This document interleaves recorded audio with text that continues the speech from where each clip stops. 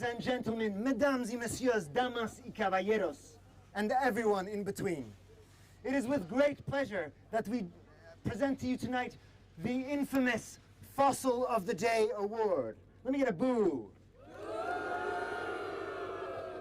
You can do better than that. You've had a tough day too. Get it all out.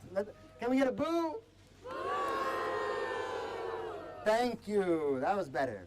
And for those of you who don't know, the Fossil of the Day Award is given out each day to the country that is the best at being the worst, that does the most to do the least, and who tries in every comma, bracket, side event, bilateral meeting to make sure we do not reach a fair, just, and binding climate agreement. Boo.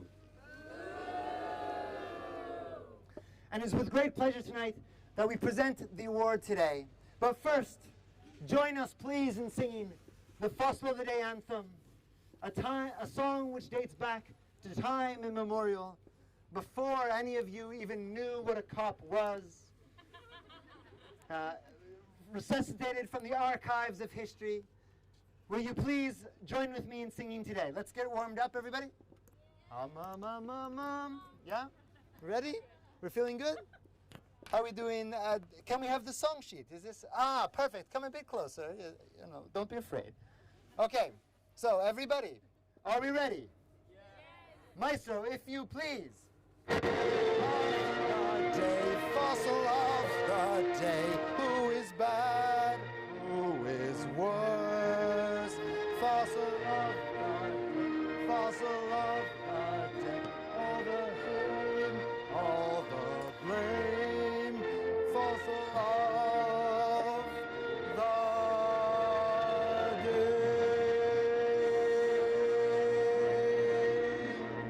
Thank you.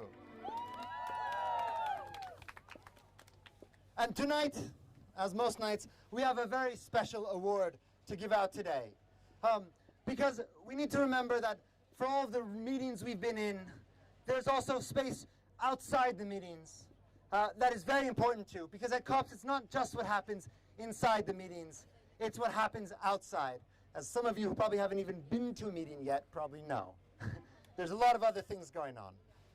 And especially, that's important this year when often NGOs and civil society don't actually fit in the meeting rooms and there's no overflow room provided, so we don't have a lot of other choices. But this is a very important, what happens outside COP is a very important part of COP. And man, there have been some great marches.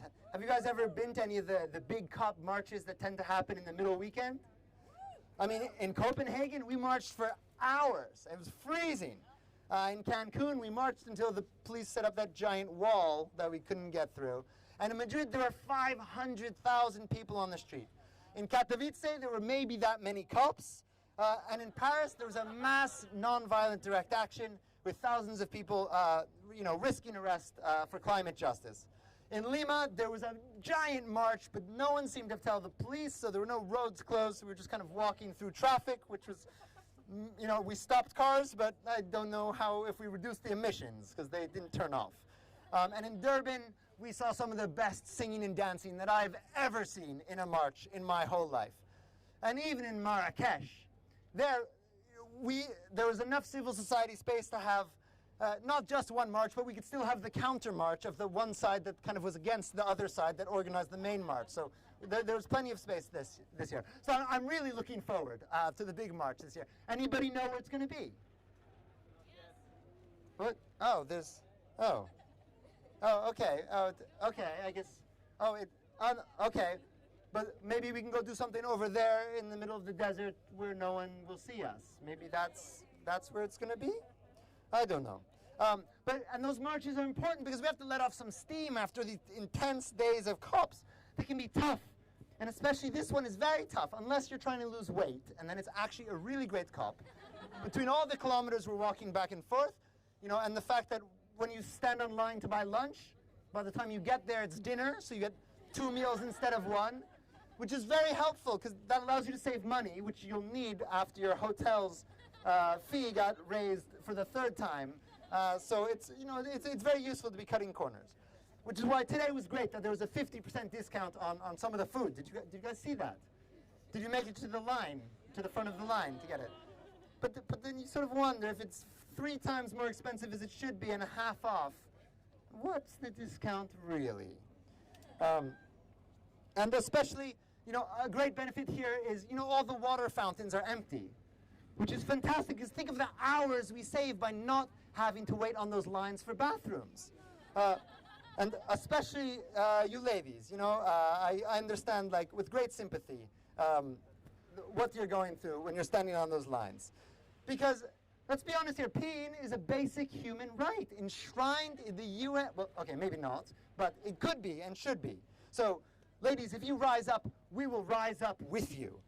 Because free speech and dissent are incredibly important parts of civil society. And without free speech and basic human rights, there cannot be climate justice. Climate justice and basic human rights are universal, that apply to everybody. And as the world warms and tensions rise, we're going to need to be hanging on to our ability to express ourselves more than ever. And that brings us to today's winner. Because today's winner is a great reminder to all of us that expanded civic space is necessary for our voices to be heard loud and clear. Can we get a drum roll, please? Okay. Today's fossil of the day. Hold on, my mic fell off. Sorry, it's just to build suspense. Today, a drum roll again. Let's do it again.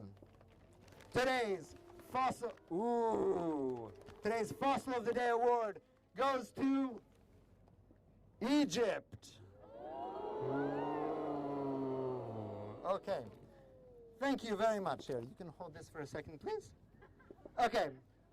Egypt, no protesters allowed, but a very warm welcome to fossil fuel lobbyists. The fact that thousands of delegates, civil society, and the world media have converged in a seaside resort town for an important climate change conference, while tens of thousands of prisoners of conscience are languishing in jails, is a different level of dystopia that deserves calling out. We know that there can be no climate justice without human rights. Even more enraging, we now learned that there are 600 plus fossil fuel lobbyists roaming the venue this year. They're giving me the creeps. I don't even like them looking at me. And that's 25% more than last year's COP. It is outrageous that civic spaces remain severely restricted while those destroying the planet are being welcomed and courted in a climate conference. And what's with all these whispers about tapping phones and blocked websites? Here we are, trying to focus on extremely important substance of the climate talks, on loss and damage, climate finance, and adaptation, which, with all due credit, is at the front and center of these talks. We'd be happier without having to worry about if the official COP27 app is listening to us, or bumping into security personnel around every corner, or having them barge into closed meetings unannounced, and in some cases even disrupting meetings and having to be escorted out by UN security. As if that wasn't enough. Can we get a boo? And if you don't feel safe booing, you can kind of cover your mouth and boo. As if that wasn't enough, the lack of water, Wi-Fi, and affordable food have added to the list of woes. Free Coca-Cola now cannot make up for the parched first few days as water coolers ran dry and the lines at the food stalls snaked through the venue. Not to mention hiking half a mile to find the nearest restroom, only to encounter another long line of restless delegates. Women of the world, rise up. If we thought that daylight robbery on hotel prices was a thing of the past, many complained that the hotels insisted on extra charges as a condition for check-in, taking advantage of jet-lagged and bleary-eyed travelers who could do little to protest and just gave in. It's time to get this COP going in the right direction and to deliver on climate justice and human rights for all. Let's get one more boo for everyone. Is there anyone that could come up and accept this award? No, there's not. There's not. No one can safely come up and accept this award. So I'd invite us all to just have a few moments of silence to think about all of the people whose voices are not being heard right now.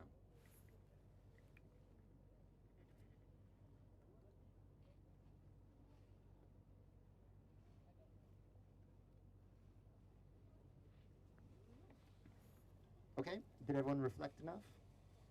Okay, great. Thank you very much. This has been the Fossil of the Day Award. You will see us here tonight at 6 p.m. every night, assuming I'm still here. So see you here tomorrow at 6 o'clock. But before you go, please do join us in singing the world-famous Fossil of the Day anthem that dates back to time immemorial. Won't you please join in the song with us? And if after the show you would like a press release, please do come talk to us, and we'll have a little photo stunt for anyone who wants to take a photo. We're good? Okay. Maestro, if you please.